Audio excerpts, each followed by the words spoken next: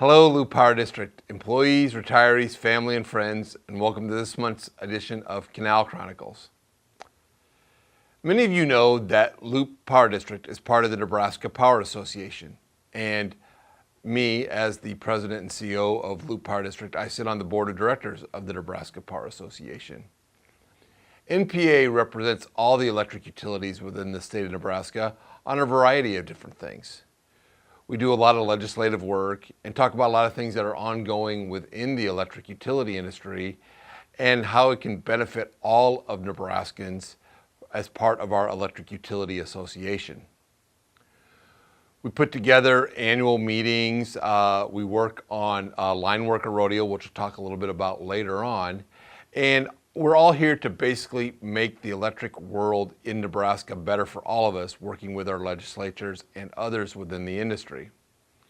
We also do a lot of mutual aid between the utilities. If we have damages to our lines and need help from outside utilities, we assist both NPPD and OPPD quite a bit with work when they've had problems, and we've had other utilities come in and assist us when we've had problems with our line. It's great being a part of NPA and getting together at least 5 or 6 times a year with all of the individuals at the Nebraska Power Association and on the board of directors to talk about what other utilities are going through and other issues that are ongoing within the industry.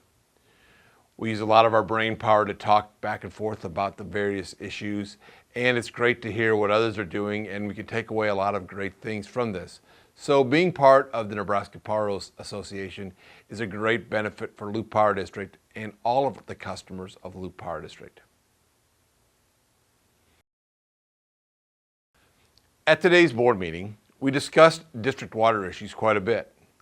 A lot of things are ongoing. As you all know, we have recently filed our non-capacity license amendment with the Federal Energy Regulatory Commission and wait for FERC to act on that. Hopefully something will get acted on in the next couple months so we can move forward as we work to get the entirety of our license, which was issued back in 2017, put to bed. We still have a operations compliance plan that's outstanding and waiting to be acted on by FERC, although that may get adjusted by this non-capacity license amendment. Again, working very fervently to get that all completed, hopefully by the end of the year, but we're really at the dependence of FERC on that. In addition, we continue to work on repairs from the mid-March 2019 storm event and the overflow project that we are building as part of the remediation efforts from that event. That project is nearing completion and should be completed sometime in the middle of August and be ready for use in case we do get overflows into the Loop Power Canal. Been a long time coming to get all this done, and that will basically wrap up all of the major projects that we've got with regard to the mid-March 2019 storm event and the repairs from that event. Another topic at today's board meeting revolved around the wholesale power contract and negotiations with Nebraska Public Power District, as well as the district's hydro purchase power contract with NPPD. The district basically has the wholesale power contract to purchase power from NPPD, but we sell the power generated from the hydroelectric facilities, both at Monroe and Columbus, to NPPD, and NPPD includes those as part of their overall generation portfolio. Both of these contracts are up for negotiation now as the wholesale power contract comes near to a close on negotiations, and we've just about reached final topics and agreement on all of the various sections of that agreement.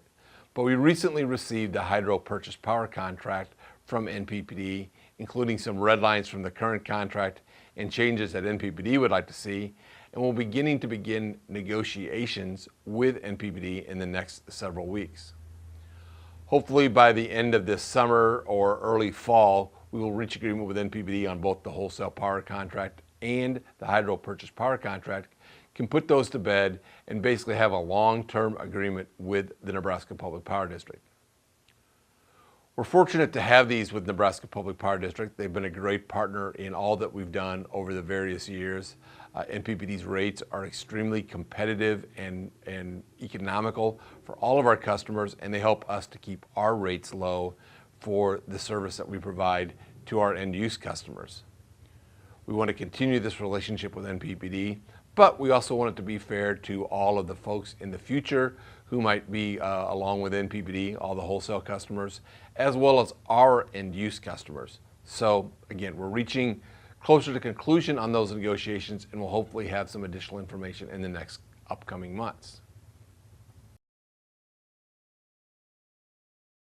So last weekend was the state's Lineworker Rodeo, which puts electric line workers doing various exercises against each other in a competitive format under controlled situations. These line workers compete in a variety of formats and a variety of different functions, and then are graded on their performance by the various judges in that. The district sent 2 individuals to compete in the Line Worker Rodeo, and we had 6 individuals who assisted in scoring, judging, and handing out awards. Very proud of the district for what we do regarding the Line Worker Rodeo. It's a great way to highlight some of the skills that these line workers do on a daily basis. And although this is under a controlled structure, it really helps the linemen out when they get into more difficult situations doing work around the district on a regular basis. It's great that we have competitions like this, and we're able to send the guys out there that want to work on this. The Line Worker Rodeo, I believe there were about 60 people that competed in that, which is a great number for Nebraska, as many utilities across the state sent line workers to compete in this annual competition. It was held in Broken Bow, and the weather I think was great over the weekend. It was a little warm, but overall I think everybody did a great job, and realistically, it's something that we can really be proud of, being able to send guys there and have them compete against others throughout the state. So congratulations to those who took part in that and who were helping out in the Line Worker Rodeo. I just mentioned the Line Worker Rodeo, and of course it wouldn't be a Canal Chronicle without me talking a little bit about safety. And safety is always an important part of what we do every day. I was recently out at the headworks when we had quite a bit of water due to the amount of rain that we've had over the last several weeks, and saw the vast amount of water that was coming through and the various activities that the folks at the headworks were doing.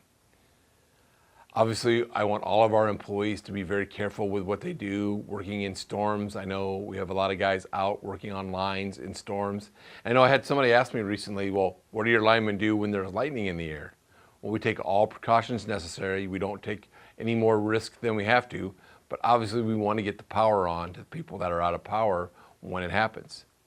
Similar to headworks, we're always working to make sure we have water flowing so that we can generate power and provide those services that we need to the entirety of the Southwest Power Pool, which is where the energy from the power plants go. It's always important to be thinking about all of that, but most importantly to be thinking about our own safety as we work in these conditions every single day. So again, shout out to all of our guys and all of our gals for working as safely as they can, for thinking about safety every single day, for making sure that safety is the #1 priority when we come to work every day. So with that, and as always, be happy and stay safe.